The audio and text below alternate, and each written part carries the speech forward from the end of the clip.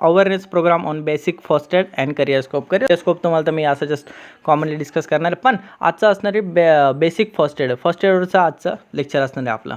बघूया काय आहे फर्स्ट एड. पहिले तर आपल्याला समजावं लागेल की फर्स्ट एड काय आहे आणि आजचं टॉपिक समजल्यानंतर, आजचं लेक्चर झाल्यानंतर तुम्हाला काय शिकायला मिळणार एक्झॅक्टली हे तुम्हाला कळणार आहे. तर बघूया काय आहे. पहिलं सब्जेक्ट आजचा आहे awareness about first aid, basic first add. First aid तुम्हाला माहिती काय आहे. पहिली गोष्ट तर आपण समजूया की फर्स्ट एड काय आहे. तर फर्स्ट एड हे जखमी व्यक्तीला दिले जाणार, म्हणजे व्हिक्टम जो आहे त्या व्यक्तीला दिले जाणारं प्रथमोपचार आपण त्याला असं बोलतो.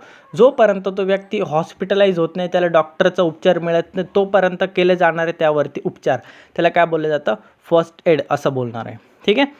आणि आजचा जो प्रोग्राम आहे आपला फर्स्ट एडबद्दल काय काय असणार आहे, आपला एम काय आहे, पहिली तर गोष्ट एक्सप्लेन करून घेणार आहे मी. फर्स्ट एड एक्सप्लेन करणार आहे, अंडरस्टँड अबाउट फर्स्ट एड समजून घेणार आहे आपण. And immediate assistant administered to a person suffering from sudden illness, attack or any injury. ठीक आहे. इलनेस अटॅक, तो व्यक्ती आजारी पडलेला असेल, ॲक्सिडेंट झालेला असेल, त्याला काहीतरी जखम झालेली असेल, तर लगेच काय करणार आहे, त्याला आपण फर्स्ट एड शिकून त्याला आपण सेवा करणार आहे किंवा जे प्रथमोपचार त्यावरती करणार आहे. जोपर्यंत आपण त्याला हॉस्पिटलाइज करत नाही, दवाखान्यात नेत नाही, तोपर्यंत करावयाचे उपचार त्याला फर्स्ट एड बोलतात. आणि आपण ते शिकून त्या व्यक्तीवरती अप्लाय करणार आहे जेव्हा वेळ येईल तेव्हा. दुसरं, फर्स्ट एड तुम्हाला कधी काम येणार मित्रांनो, जेव्हा तुम्ही इंडस्ट्रीमध्ये जाणार तेव्हा तुम्हाला स्वतःला करावं लागेल फर्स्ट एड, किंवा जो फर्स्ट एडर त्याला बोलतात, जो व्यक्ती फर्स्ट एड करतो त्याला फर्स्ट एडर बोलतात. तर असे फर्स्ट एडर जे असतात त्यांना तुम्हाला ट्रेनिंग द्यायची असते, त्यांना बेसिक माहिती द्यायची असते तुम्हाला की असं कर तसं कर वगैरे वगैरे ह्या सर्व गोष्टी. आणि तिसरं, जेव्हा ॲक्सिडेंट होईल ॲक्च्युली तेव्हा तुम्हाला बरेचसे लोकांवरती काय करावं लागणार, उपचार करावं लागणार, जोपर्यंत ते ॲम्ब्युलन्स येत नाही किंवा मग तुम्ही त्यांना हॉस्पिटलाइज किंवा दवाखान्यात नेत नाही. नंतर आजच्या टॉपिकमध्ये काय काय असणार आहे, 3 P's असणार आहे. तुम्हाला सांगणार मी की 3 P असे ट्रिपल P आहे. तर त्यांचं लॉंग फॉर्म किंवा त्याचा अर्थ फर्स्ट एडमध्ये काय होतो. इंटरव्ह्यूमध्ये हा प्रश्न विचारला जातो की बाबा जर फर्स्ट एडमध्ये 3 Pचा अर्थ काय आहे. ठीक आहे. किंवा आम्हाला 3 P समजून सांग काय आहे. ठीक आहे. नंतर role of a first aider, first एडरचा रोल काय आहे. नंतर बाईट सेन्सिंग, बाईटचा अर्थ काय होतो, दंश. ठीक आहे. काय बोलतो आपण, मधमाशी चावते, साप चावतो, त्यांचे दंश असतात, मग त्यांना ट्रीट कसं करायचं आहे किंवा त्यांना फर्स्ट एड कसं करायचं आहे. ठीक आहे. अशी घटना घडल्यानंतर तर त्याचं देखील याच्यामध्ये समावेश असणार आहे. मॅनेजमेंट ऑफ बाईट सेन्सिंग, पुन्हा जर एखादा साप चावला किंवा मधमाशी चावली तर आपण काय करायचं आहे, फर्स्ट एड कसं करायचं हे दिलेलं आहे. आणि शेवटी first aid kit. First aid kit तुम्हाला सर्वांना माहिती आहे, त्याच्यामध्ये काय काय असलं पाहिजे, ते किती असले पाहिजे, हे सर्व आज मी सांगणार आहे. तर सर्वात आधी सुरुवात करूया व्हॉट इज फर्स्ट एडपासून. फर्स्ट एड काय आहे मित्रांनो. First aid is a immediate skilled assistant म्हणजे काय, तर त्याची मदत करणे. ठीक आहे. असिस्ट करणे त्याला.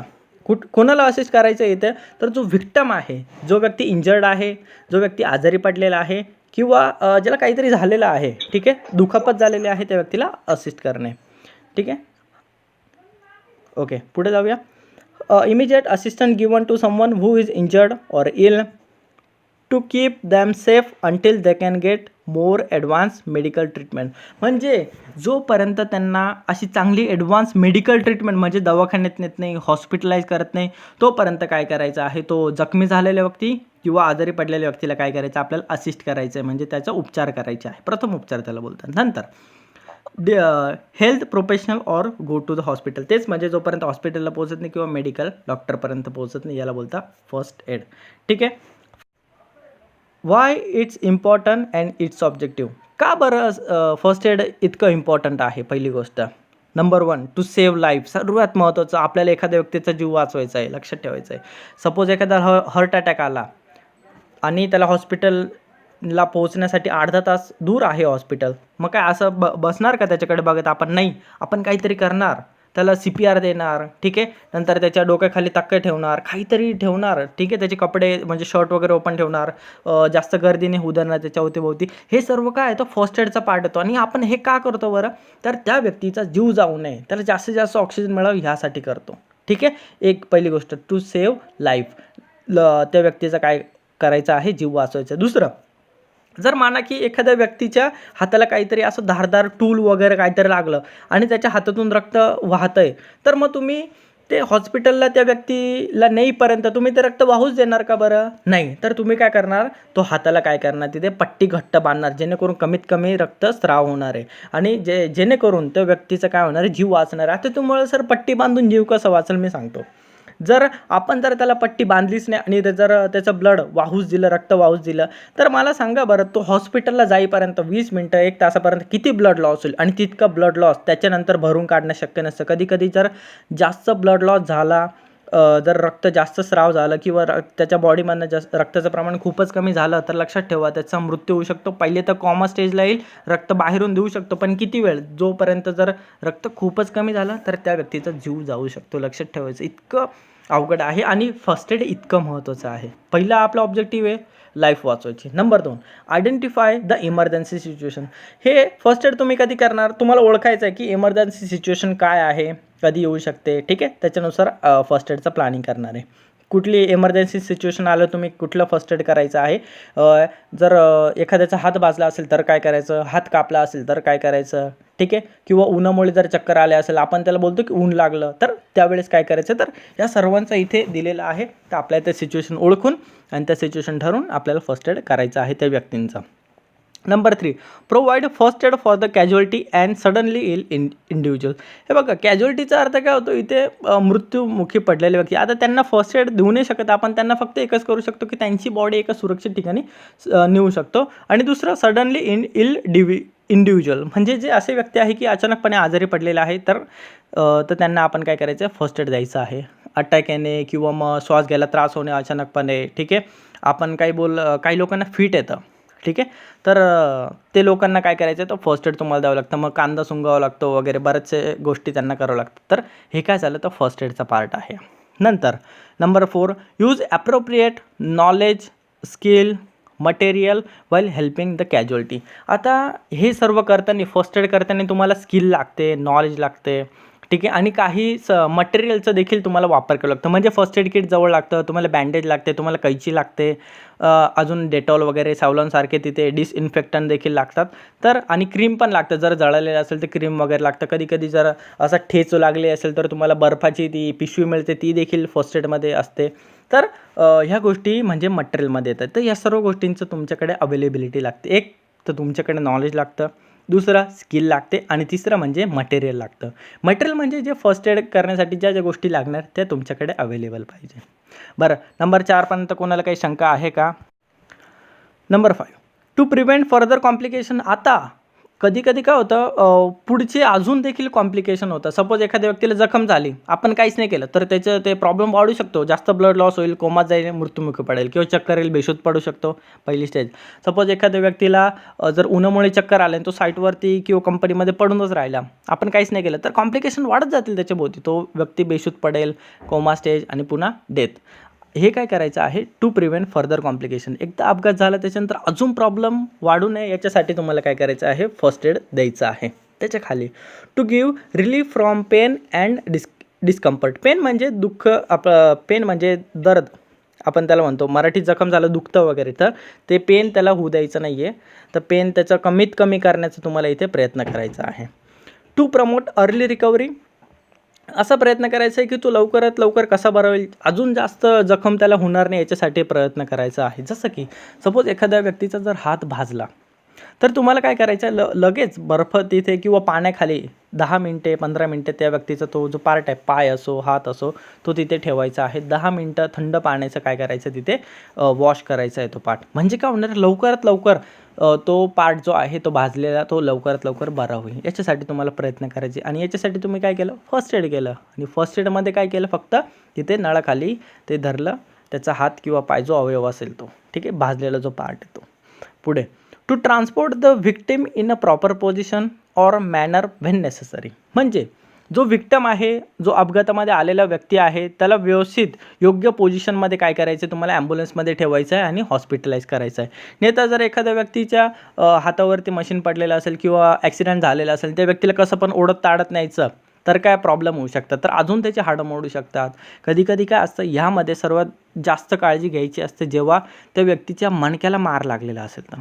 लक्षात घ्यायचं आहे. जेव्हा त्या व्यक्तीच्या मणक्याला मार लागलेला असेल, पाठीला मार लागलेला असेल, तर अशा वेळेस तुम्हाला काय करायचं आहे, त्याला अलगद उचलून त्याला हॉस्पिटलाइज करायचं आहे. कसं पण उचलून त्याला न्यायचं नाही.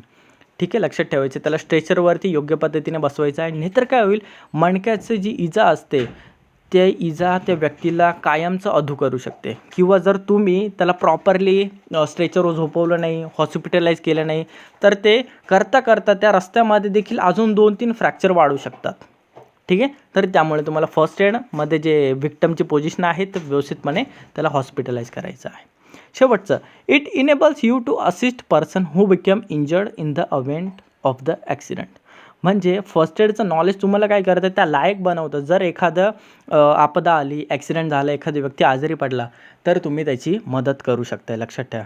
Or emergency situation until help arrives. कधीपर्यंत, जोपर्यंत मेडिकल सर्व्हिसेस म्हणजे डॉक्टर असो किंवा हॉस्पिटलमध्ये नेता येत नाही तोपर्यंत. टू प्रमोट अर्ली रिकव्हरी, पुन्हा एकदा रिपीट करतो. काय आहे अर्ली रिकव्हरी? की लवकरात लवकर तो माणूस बरा व्हावा याच्यासाठी फर्स्ट एड करणं, किंवा फर्स्ट एड केल्यामुळे देखील त्याच्या रिकव्हरीसाठी लवकरात लवकर बऱ्या होण्यासाठी फायदा होतो. आता हे कसं उदाहरणातून सांगतो. जसं की सपोज एखाद्या व्यक्तीचा हात भाजलेला आहे, त्याचा हात किंवा पाय, माना की आपलं घरचंच उदाहरण घेऊया. तर एखाद्या व्यक्तीचा पाय सायलेन्सरला लागलेलं आहे, उदाहरण देतो फक्त, आणि सायलेन्सरचा चटका तुम्हाला माहिती किती गंभीर बसतो. आता जर आपण पहिल्या केसमध्ये काहीच नाही केलं, त्याला काय केलं, हॉस्पिटलला नेलं, आणि हॉस्पिटलमधून काय केलं, त्यांनी गोळ्या दिल्या, क्रीम दिल्या, बर्फ वगैरे लावून दिला, पण हॉस्पिटलला नेता नेता 8-10 तास लागला. ठीक आहे, आपण असं पहिल्या केसमध्ये काय केलं, कारण आपल्याला माहीत नव्हतं की बाबा फर्स्ट एड काय करायचं, चटका लागल्यावरती काय करायचं आहे. पहिली केस होती. आता त्याची जखम बरी व्हायला किंवा तो डाग जाण्यासाठी 2-3 वर्ष निघून जातील. ठीक आहे, पहिल्या केसमध्ये. दुसऱ्या केसमध्ये प्रसाद, तुम्हाला इथे फर्स्ट एडची ट्रेनिंग मिळालेली आहे, तुम्हाला माहिती आहे की बर्न इंजरी कशी ट्रीट करायची आहे, किंवा हॉस्पिटलला नेण्यापूर्वी तुम्हाला काय काय करायचं, ह्या गोष्टी तुम्हाला माहिती होत्या. आणि दुसऱ्या केसमध्ये त्या व्यक्तीला तितकाच प्रतीचा सायलेन्सरचा चटका बसला. आता तुम्ही काय करता, कारण तुम्हाला नॉलेज आहे फर्स्ट एडचा, आता तुम्ही हॉस्पिटलला जाण्याची घाई नाही करत. तुम्ही काय करता, नळाकडे वळता, पाणी 10 मिनटं ते जिथे ज्या ठिकाणी पायाला चटका लागलेला आहे त्या ठिकाणी काय करतात, 10 मिनिटे कंटिन्यू तो पाण्याचा स्त्राव तिथेच ठेवतात. ठीक आहे, नंतर त्या ठिकाणी कपडा गुंडाळता जो की ओला आहे. 10 मिनटे झाल्यानंतर कंटिन्यू तोपर्यंत पाणी पडू देता, 10 मिनटं तो कपडा गुंडाळता, आणि त्यानंतर हॉस्पिटलला जाता आणि पुन्हा सेम प्रोसेस होते. तिथे गोळ्या दिल्या जातात, क्रीम दिल्या जाते. पण दुसऱ्या केसमध्ये तुम्ही फर्स्ट एड केल्यामुळे काय झालं, त्या व्यक्तीचा, तो तुमचा जो असिस्टंट ज्या व्यक्तीला तुम्ही केलं, त्या व्यक्तीचा डाग जो आहे, चटका लागलेला होता, ती जखम खोलवर झालीच नाही. कारण तुम्ही लगेच काय केलं, तिथे उपचार केला, फर्स्ट एड केलं, त्याला तिथे पाणी टाकलं आणि ती जागा थंड केली. त्याच्यामुळे हीट पण जास्त नाही झाली आणि खोलवरती जखम गेले नाही, टिश्यू तितक्या जळालेच नाही त्या व्यक्तीच्या बॉडीच्या. त्यामुळे तो व्यक्ती फक्त 3 महिन्यातच बरा झाला. तो विचार करा, पहिल्या केसमध्ये 2 वर्ष लागले आणि दुसऱ्या केसमध्ये फक्त 3च महिने लागले. म्हणजे अर्ली रिकव्हरी झाली इथे. आणि ही दुसऱ्या केसमधली अर्ली रिकव्हरी का झाली, लवकर का बरा झाला तो, कारण तुम्हाला फर्स्ट एड माहिती होतं आणि तुम्ही त्या व्यक्तीला प्रथम उपचार केला. Role and responsibility of a first aider. First aider म्हणजे कोण? फर्स्ट एडर म्हणजे असा व्यक्ती जो कंपनीने नियुक्त केलेला आहे किंवा ज्याला नॉलेज आहे फर्स्ट एडचा, तो व्यक्ती त्याला फर्स्ट एडर बोलतात. जो एखादी दुखापत झाली व्यक्तीला किंवा जखमी झाला किंवा आजारी पडला, तर त्या व्यक्तीला काय करू शकतो, तो ट्रीट करू शकतो. कुठपर्यंत? जोपर्यंत त्या व्यक्तीला दवाखान्यात नेता येत नाही किंवा मेडिकल त्याला हे मिळत नाही, सर्व्हिसेस. ठीक आहे, काय आहे पहिला role? The role of a first aider is to give someone this help while making sure that they and anyone else involve are safe and that they don't make a situation worse. म्हणजे काय करायचं, त्याला त्या व्यक्तीचं knowledge, त्या first एडचं knowledge असलं पाहिजे. आणि त्याचं ते नॉलेज आहे ते कधी वापरायचं आहे, जेव्हा एखादा व्यक्ती अडचणीमध्ये असेल, म्हणजे त्याला दुखापत झालेली असेल, तो व्यक्ती आजारी पडलेला, काहीतरी झालेलं असेल त्याला, ठीक आहे, अचानकपणे, तर त्याला तेव्हा हेल्प करायची. कशासाठी? त्याला सुरक्षित ठेवण्यासाठी. आणि हा दुसरं एक त्याची जबाबदारी आहे की जर एखादी गोष्ट जर फर्स्ट एडरला जर माहिती नसेल, तर उगाच स्वतःहून ओव्हर कॉन्फिडन्समध्ये करायची नाही. ठीक आहे, हे देखील तिथे काळजी घ्यायची आहे. नंतर 2 number, if you think someone needs your help, this are 7 things you need to do as a first aider. First aider म्हणून खालील काही गोष्टी तुम्हाला करायच्या आहे. ठीक आहे. तर बघूया, assess the situation quickly and calmly. तुम्हाला काय करायचं आहे, त्या घटनेचा, त्या सिच्युएशनचा आढावा घ्यायचा आहे लगेचच आणि शांतपणे, मन तुमचं शांत ठेवायचं आहे.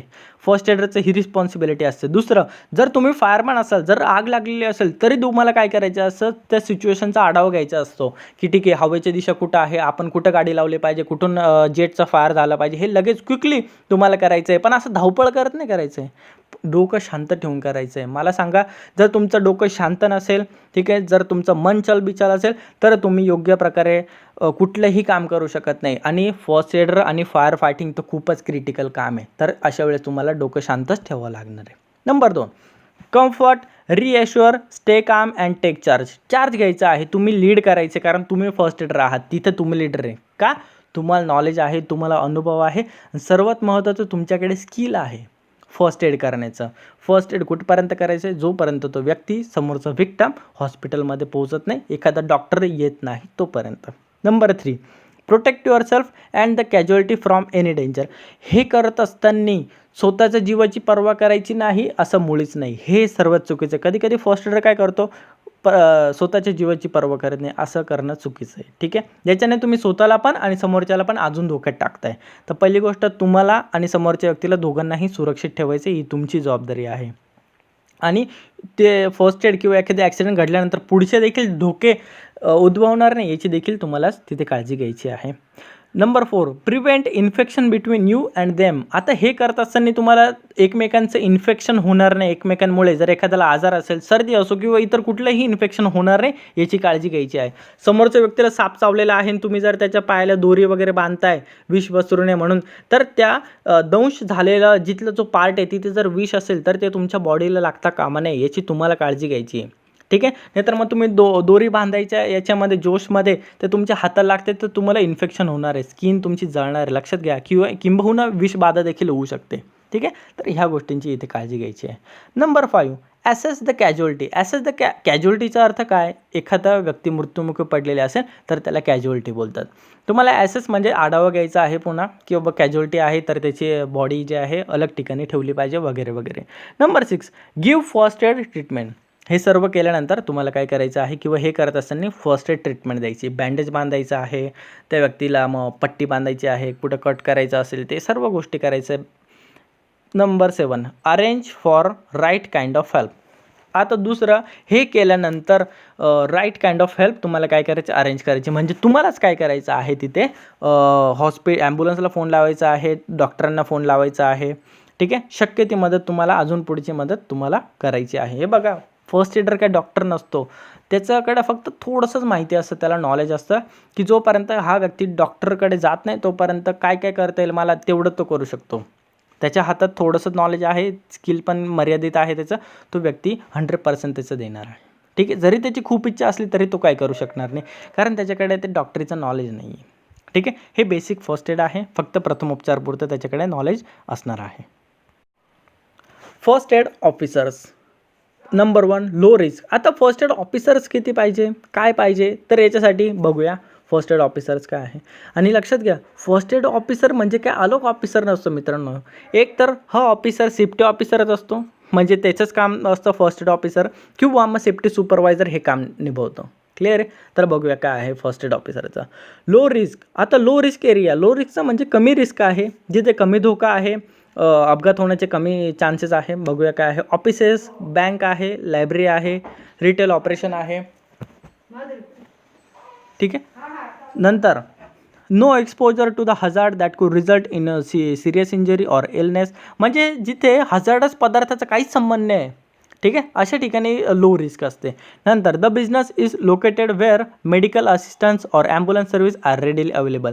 अशा ठिकाणी जिथे ॲम्ब्युलन्स हजारो म्हणजे 100% रेडी आहे, लगेच उभी आहे. ठीक आहे, मेडिकल असिस्टंट आहे, जिथे डॉक्टर आहे, तर तिथे काय आहे, लो रिस्क एरिया आहे. नंतर हाय रिस्क एरिया. आता हाय रिस्क जे क्षेत्र आहे ते कुठे आहे, आणि आपल्यासाठी हेच सर्वात जास्त महत्त्वाचं. उदाहरणार्थ कन्स्ट्रक्शन साईट, बऱ्याचशा इंडस्ट्री, ते काय आहे, हाय रिस्क आहे. का बरं हाय रिस्क आहे, कारण तिथे हजार्डस कामं चालतात. त्यांच्या कामामध्ये वापरले जाणारे जे पदार्थ आहे, केमिकल असो, मटेरियल असो, ते धोकादायक आहे. त्याच्यामुळे एखादा व्यक्ती आजारी पडू शकतो किंवा त्याला जखम होऊ शकते. तिसरं, मेडिकल सुविधा त्यांना लगेच अवेलेबल नसते.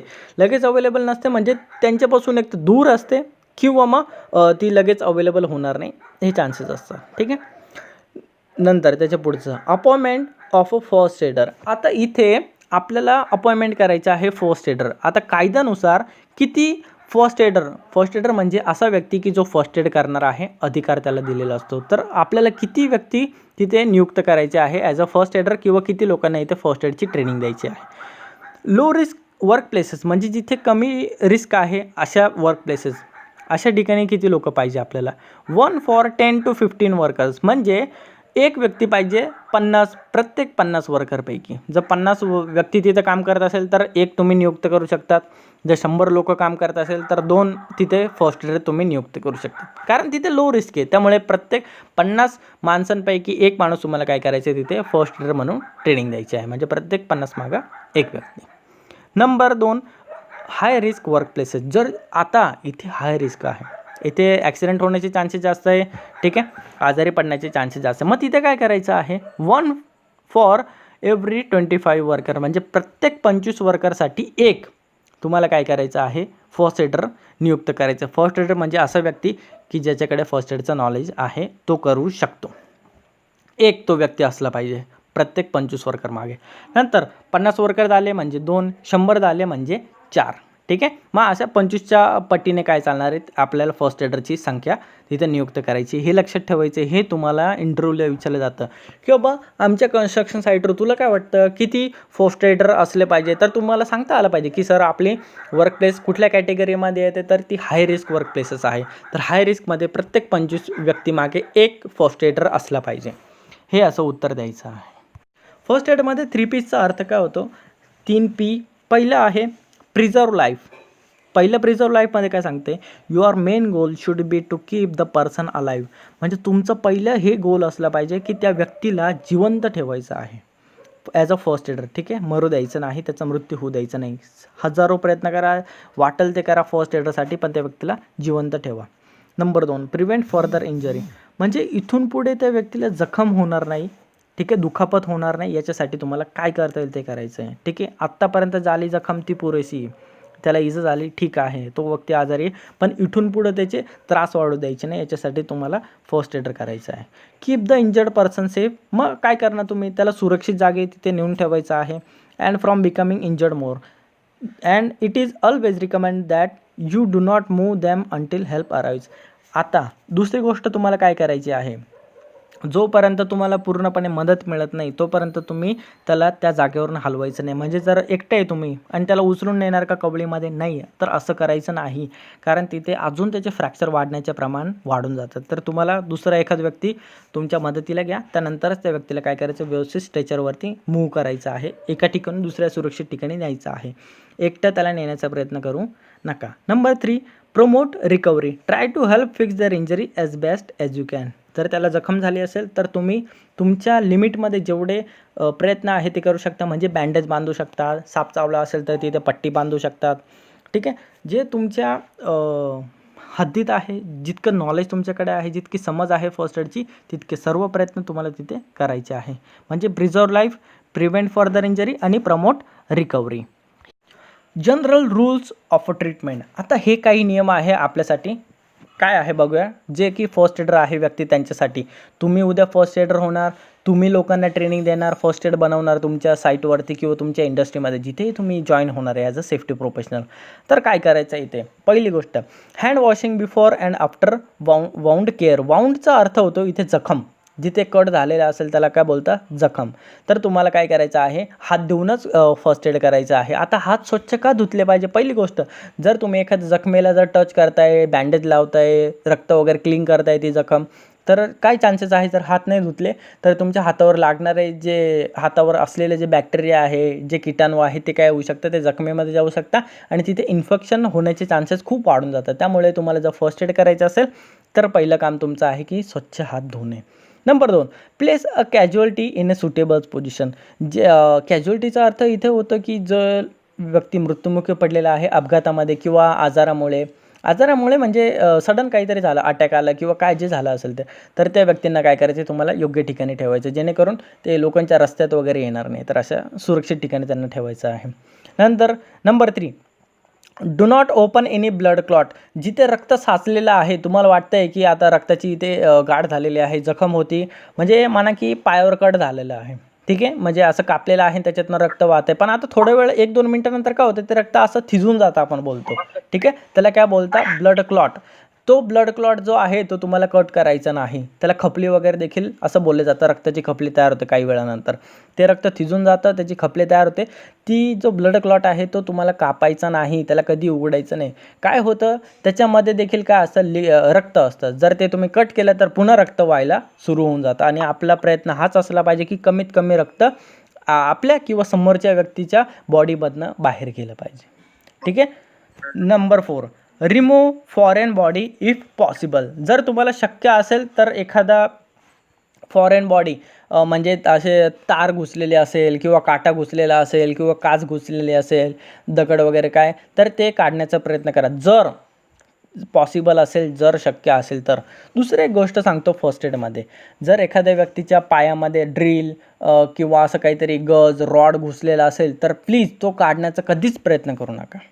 जर छोटंसं असेल खूपच तरच तो काढण्याचा प्रयत्न करा. पण जर तुम्ही त्या रॉड वगैरे गज काहीतरी घुसलेला असेल पायामध्ये किंवा खूपच मोठं काहीतरी असं टूल घुसलेलं असेल तर तो काढण्याचा प्रयत्न करू नका. जरी काढलं तर काय होणार, ते रक्त थांबणार नाही तुमच्याकडनं, हे लक्षात ठेवायचं. त्यामुळे तुम्हाला ते तसंच कट करायचं आणि तसंच तो व्यक्ती काय करायचा आहे, तिथे दवाखान्यामध्ये न्यायचा आहे. तुम्ही फॅब्रिकेटरची मदत घ्या, कोणाची पण मदत घ्या, ठीक आहे. तर कधीही एखादं जर काहीतरी धारदार शस्त्र असो किंवा रॉड असो किंवा काही टूल असो, जर त्या एखाद्या कामगाराच्या घुसला असेल पायामध्ये किंवा कुठेही पण, तर तो प्लीज काढू नका. हे फर्स्ट एडचा नियम आहे. जर तो काढला तर ते रक्त तुमच्याकडून थांबणं अशक्य आहे आणि तुम्ही त्या व्यक्तीच्या मृत्यूला जबाबदार ठरू शकता. तुमची एक चूक त्या व्यक्तीच्या मृत्यूला तिथे जबाबदार ठरू शकते मित्रांनो, ठीक आहे. तुम्ही तिथे मदत करायला जाता तुमच्या निर्मळ मनाने, पण इथे ती एक छोटीशी चूक त्याचा जीव घालवू शकते. Number 5, apply and maintain direct or indirect pressure. तुम्ही त्याचं रक्त थांबवण्यासाठी तिथे पट्टी बांधू शकता, हाताने दाबू शकता, ठीक आहे. तर याला डायरेक्ट किंवा इनडायरेक्ट प्रेशर बोललं जातं. Number 6, maintain cleanliness by avoiding contaminants. तुम्ही इथे स्वच्छता ठेवायची आहे. कुठे पण खराब पडलेला असा कापूस वगैरे वापरायचा नाही आहे, जेणेकरून त्या व्यक्तीला जास्त प्रॉब्लेम तिथे होऊ शकतील, ठीक आहे. केमिकल सांडलेली एखादी वस्तू, पुन्हा वापरलेली सुई, कपडा असेल तर तो स्वच्छ असला पाहिजे, कापूस असेल तर स्वच्छ असला पाहिजे, पुन्हा बँडेज पण अशी खाली मातीत वगैरे पडलेली अशी नको आहे. तर ती अवॉइड करण्याचा, तिथे टाळण्याचा प्रयत्न करा, जेणेकरून स्वच्छता राहील आणि पुढे अजून काही प्रॉब्लेम होणार नाही. आपल्याला काय करायचं, त्या व्यक्तीचा प्रिव्हेंट फर्दर इंजरी, पुढे देखील त्याला त्रास होणार नाही, जखम होणार नाही, याची देखील काळजी घ्यायची आहे. Wash in and around the victim's wound to remove bacteria and other foreign matter. म्हणजे त्या व्यक्तीच्या जखमांच्या अवतीभोवती जे बॅक्टेरिया असतात किंवा माती वगैरे लागलेली असेल, काही असेल, किंवा मग एखाद्या गंजाचा भुसा वगैरे काही असेल तिथं लोखंडाचं, तर ते काय करायचं आहे, तुम्हाला ते स्वच्छ धुवून टाकायचं आहे. तुम्ही डेटॉलच्या मदत घेऊ शकता, हायड्रोजन पेरॉक्साईड टाकू शकता, ठीक आहे, सॅव्हलॉन टाकू शकता, जे तुमच्या जवळ असेल त्याच्याने ते पहिली ती जखम स्वच्छ करायची आहे. हे जनरली आपल्याला माहिती आहे की पहिले स्वच्छ करायचं आहे. Wash the wound thoroughly by flushing with clean water or antibacterial solution. Antibacterial solution म्हणजे आपलं डेटॉल वगैरे असणार आहे, आणि क्लीन वॉटर तुम्ही जर नसेल ते तर तुम्ही पाण्याने देखील धुवू शकता. हे बघा, कुत्रं जरी चावलं तरी डॉक्टर सांगतात की तुम्ही ते जखम जी आहे पाण्याखाली धुवायची आहे, नळाखाली तिथे धुवायची, जेणेकरून लक्षात ठेवा. जर मी उदाहरण देतो, माझ्यासोबतच हे घडलं होतं. रेबीज असलेलं कुत्रं चावलं, खूप वर्षापूर्वीची घटना आहे. मी डॉक्टरांकडे गेलो, डॉक्टर बोलले की कधी चावलं, म्हटलं काल रात्री चावलं. म्हणे आले का नाही मग दवाखान्यात, म्हटलं डॉक्टर मला माहीत नाही, इतका उशीर, म्हटलं जाऊ सकाळी. मला माहिती होतं की 24 तासाची लिमिट असते इंजेक्शन घेण्याची. मग डॉक्टर बोलले तुम्ही जखम धुतली का, म्हटलं नाही. म्हणे किती, ठीक आहे म्हणे. मग त्याने सांगितलं की जर तुम्ही जखम धुतली, जर त्या कुत्र्याला जर रेबीज असेल, जर पाण्याने 10 मिनटं ती जर जखम धुतली असती तर त्याच्यामधले 90% जे रेबीजचे बॅक्टेरिया असतात, जे व्हायरसेस असतात, ते धुवून जातात पाण्याने, फक्त पाण्याने. 10 मिनटं ती जखम धुवायची असते लगेचच कुत्रा चावल्यानंतर. तर इथून आठवलं मला की तुम्ही पाण्याने देखील त्या व्यक्तीची जखम धुवू शकता, आणि नंतर लगेच ती क्लीन झाल्यानंतर रक्त थांबवण्याचा तिथे प्रयत्न करायचा आपल्याला. पुढे apply a dry sterile bandage or clean dressing and secure it firmly in place. त्यानंतर काय करायचं आहे, तुम्हाला कोरडं असं बँडेज वगैरे तिथे लावायचं जे की स्वच्छ असणार आहे. नंतर शेवटी if there is infection refer the victim to the health centre. जर तिथे इन्फेक्शन वगैरे काहीतरी असेल तर काय करायचं आहे, लगेच तिथे हॉस्पिटलाइज करायचं. आणि प्रत्येक केसमध्ये छोटं जरी काही झालं असेल तरी तुम्हाला तिथे फर्स्ट एड करून त्याला कामावर लावायचं नाही आहे. पुन्हा तुम्हाला त्या व्यक्तीला दवाखान्यात न्यायचंच आहे. कितीही छोटं काही असू द्या. तुम्हाला की अरे एवढं लागलेलं आहे, जाऊ द्या, काय होत नाही, चालून जाईल, नाही, दवाखान्यात न्यायचंच आहे त्या व्यक्तीला. किंवा तुमच्या इथे इंडस्ट्री असो किंवा कन्स्ट्रक्शन साईटवर असो, छोटा मोठा जो डॉक्टर येत असेल किंवा अवेलेबल असेल त्या व्यक्तीला तिथे दाखवायचं आहे. कारण बऱ्याच वेळेस छोट्या जखमा जरी वाटतं पण त्यांचं इन्फेक्शन खूप मोठं नंतर वाढून जातं. जे डॉक्टरला कळतं ते आपल्याला समजत नाही. त्यामुळे तुम्ही फर्स्ट एड केलं, व्हेरी गुड, पण त्यानंतर तुम्हाला त्यांना डॉक्टरला प्रेफर करायचं असतं. Performing rescue breathing. Rescue breathing काय असतं, जर एखाद्या लाईफ थ्रेटनिंग इमर्जन्सी म्हणजे काय, अशी वेळ आलेली आहे की बाबा जिथे लाईफ अँड डेथ सिच्युएशन आहे, की तो व्यक्ती जर त्याला लवकर डॉक्टरकडे न नेलं तर तो व्यक्ती मरू शकतो. जसं की कुठले आहे, छातीत दुखणं, ठीक आहे, दुसरं श्वास घ्यायला प्रॉब्लेम येणं, अटॅक आला त्या व्यक्तीला, नंतर मग फिट वगैरे येणं. तर हे काय झालं तुमचं लाईफ थ्रेटनिंग इमर्जन्सी, की बाबा त्या व्यक्तीचा तिथे मृत्यू होऊ शकतो. आणि मोठासा देखील जर अपघात झाला असेल तर तिथे देखील लाईफ थ्रेटनिंग इमर्जन्सी असते. मग तुम्हाला अशा वेळेस काय करायचं आहे, performing rescue breathing. Rescue breathing म्हणजे काय, तर तुम्हाला काय करायचं आहे, त्या व्यक्तीला तोंडावाटे नाही तर इतर किट वगैरे असणार आहे तर त्याच्याद्वारे काय करायचं, तुम्हाला तिथे त्या व्यक्तीला श्वास द्यायचा आहे. मी तुम्हाला दाखवणार आहे की ते काय असणार आहे उद्याच्या लेक्चरला, पुढच्या वेळेस येईलच ते, की कशाद्वारे त्याला श्वास द्यायचा आहे. असं किट असतं ज्याच्यामधून तुम्हाला फुंक मारायची असते, ते त्या व्यक्तीच्या तोंडाला लावलेलं असतं आणि एक पार्ट तुमच्या याला लावलेला असतो. म्हणजे तुमचा डायरेक्ट त्या व्यक्तीच्या समोरच्या विक्टमच्या तोंडाला संपर्क येत नाही, जेणेकरून इन्फेक्शन होत नाही. जर त्या व्यक्तीच्या विषबाधा झाली असेल तरी देखील तुम्हाला तिथे संपर्क येत नाही. आणि दुसरं, पूर्णपणे 100% जी एअर तुम्ही फुकता ती त्या व्यक्तीच्या फुफ्फुसामध्ये जाते. जर माउथ टू माउथ जर रेस्पिरेशन केलं, तोंडावाटे जर तुम्ही त्या व्यक्तीला श्वास देण्याचा प्रयत्न केला तर बरीचशी जी हवा असते ती काय होते, बाहेर निघून जाते. तुम्ही 4 श्वास जरी दिले तरी ते जास्त त्याच्या फुफ्फुसामध्ये जात नाही.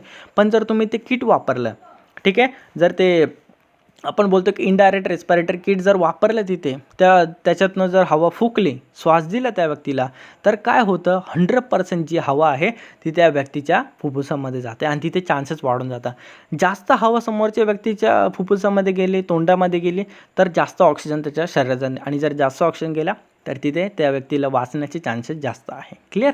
Number 1 performing rescue breathing. Rescue breathing तुम्हाला द्यायची आहे. Number 2 treating airway obstruction in a conscious victim. जर एखादा व्यक्ती बेशुद्ध वगैरे पडलेला असेल तर त्याच्या नाकामध्ये, तोंडामध्ये, घशामध्ये काय अडकलेलं नाही तर हे चेक करून घ्यायचं आहे. हात वगैरे घालून तुम्ही बघू शकता. नंबर 3 CPR, कार्डिओपल्मनरी रेसुसायटेशन त्याला बोलतात.